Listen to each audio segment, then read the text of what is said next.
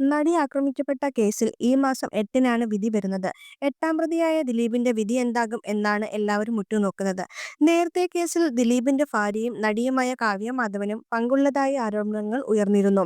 കാവ്യയും ദിലീപും തങ്ങളുടെ പ്രതിച്ഛായ രക്ഷിക്കാൻ കളിച്ച കളിയാണ് ഈ കേസിന് അടിത്തറയാകുന്നതെന്ന് മുൻ ഡബ്ബിംഗ് ആർട്ടിസ്റ്റായ ഭാഗ്യലക്ഷ്മി പ്രതികരിച്ചത്. റിപ്പോർട്ടർ ചാനലിന് നൽകിയ ചർച്ചയിൽ ഭാഗ്യലക്ഷ്മി പറഞ്ഞ വാക്കുകൾ ഇങ്ങനെ: കാവ്യമാധവൻ സ്മാർട്ട് എന്നല്ല പറയേണ്ടത്, ഒരുമാതിരി വക്രബുദ്ധി എന്ന് പറയില്ലേ, വക്രബുദ്ധി.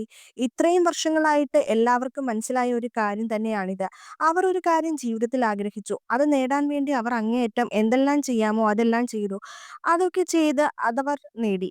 എന്താണ് കാവ്യമാധവൻ സ്മാർട്ട്നെസ് എന്ന് പറയുന്നത്? ഇതിൽ എവിടെയാണ് കാവ്യമാധവൻ പാപമാകുന്നത്, സ്മാർട്ട് അല്ലാത്ത ഒരു കുട്ടിയാകുന്നത്? നമ്മളെല്ലാം കാണുന്നത് എങ്ങനെയാണ്? പുറമേ കാണുമ്പോൾ ഭയങ്കര സൗന്ദര്യമൊക്കെയുള്ള ആളുകളുടെ ഉള്ളും അതുപോലെ തന്നെയാണെന്നാണ്. ഈ റോഡിൽ കൂടെ പോകുമ്പോൾ നമ്മൾ കാണുന്ന മാമ്പഴമില്ലേ, അതിന് നല്ല മഞ്ഞ നിറമായിരിക്കും. എന്നാൽ അത് വാങ്ങി മുറിച്ചു നോക്കുമ്പോഴോ വ്യത്യസ്തമായിരിക്കും. വാങ്ങി മുറിച്ചു നോക്കുമ്പോഴാണ് അകത്തുള്ള പുഴുക്കളെ കാണുന്നത്. എന്ന് പറയുന്നത് പോലെ തന്നെ കുറെ ആൾക്കാരുണ്ട് അതിൽപ്പെട്ടത്. അല്ലെങ്കിൽ പിന്നെ ഇത് ചെയ്യാൻ ഒരു പെൺകുട്ടി തന്നെ കൂട്ടുനിൽക്കുമോ? അതാണ് കാവ്യമാധവൻ എന്ന് പറയുന്ന ഒരാൾ. ഇതിനുള്ള ധൈര്യം എന്ന് പറയുന്നത് എനിക്ക് എന്റെ നേട്ടമാണ് ഏറ്റവും വലുതെന്ന ചിന്തയാണ്.